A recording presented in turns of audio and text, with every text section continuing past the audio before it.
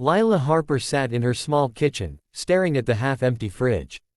The shelves looked almost as tired as she felt.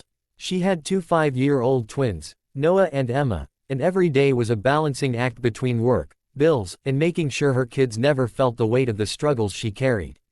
Her phone buzzed with a reminder: send grocery list to Maya. Maya was her best friend and sometimes helped with errands when Lila couldn't get away from work. Lila opened her messages and quickly typed, "Greater than, milk, eggs, bread, apples, peanut butter, cereal for the twins, and maybe a treat if they have the chocolate chip muffins." She added, without thinking, "Greater than, sorry, I'm short this week. If you can grab them, I'll pay you back Friday." She hit send. A second later, her stomach dropped. That wasn't Maya's name on the screen. It was Ethan Cole, her ex. And not just any ex, a billionaire tech mogul who also happened to be the father of her twins, though he didn't know it. 3 years ago, they'd had a whirlwind romance. Ethan was charming, generous, and completely different from anyone she'd ever met. But when she found out she was pregnant, everything fell apart. They'd had a brutal fight, and she left without telling him about the babies. She convinced herself he wouldn't want them, or her.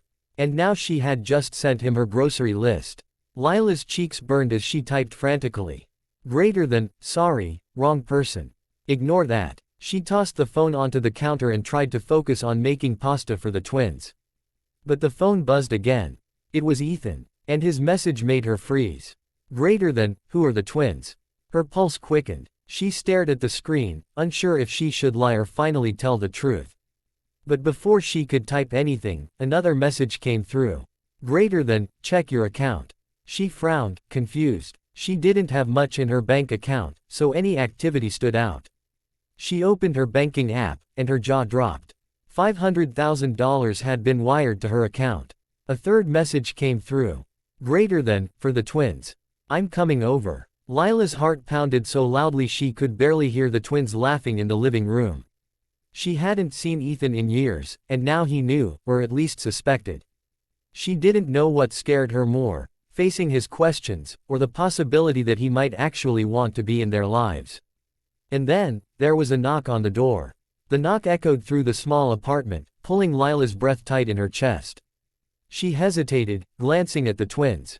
Noah was building a block tower while Emma hummed to herself, blissfully unaware that their entire world was about to change. The knock came again, firmer this time. With trembling hands, Lila opened the door. Ethan stood there, tall, sharp in a tailored suit, the same intense blue eyes she remembered. But now there was something else in them, something softer. His gaze flickered past her shoulder into the apartment, scanning everything in a heartbeat. "Lila," he said, his voice low but steady. "Where are they?" She swallowed. "Ethan, this isn't." Two small faces peeked around the corner. Emma giggled. "Mommy, who's that man?" Ethan's eyes locked on the children. They were the same eyes, his eyes, staring back at him from two innocent faces. Lila felt the air shift. "Twins," he said under his breath, as if confirming something he'd suspected since reading her message. "They're mine." Lila's throat tightened. I wasn't trying to." Ethan stepped inside, ignoring the chaos of toys on the floor. He knelt down, meeting Noah and Emma at eye level.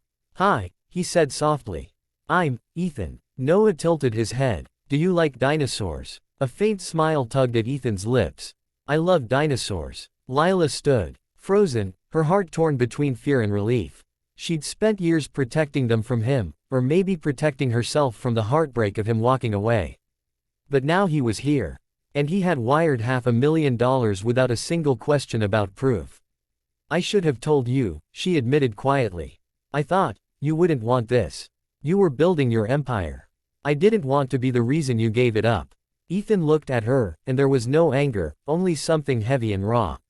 "Lila, I would have given up everything for them. For you. Do you have any idea how much I've missed?" Her eyes stung. "I'm sorry." He stood and stepped closer. "No more secrets. I want to be their father. I'm not leaving again. And this," he gestured vaguely toward the phone where the bank notification still glowed, "is just the start. You won't struggle again, Lila. Not while I'm here." The twins giggled as Ethan sat cross-legged on the floor with them, instantly swept into a conversation about dinosaurs and chocolate muffins. And for the first time in years, Lila let herself believe that maybe, just maybe, this time, they'd have the family they were always meant to be.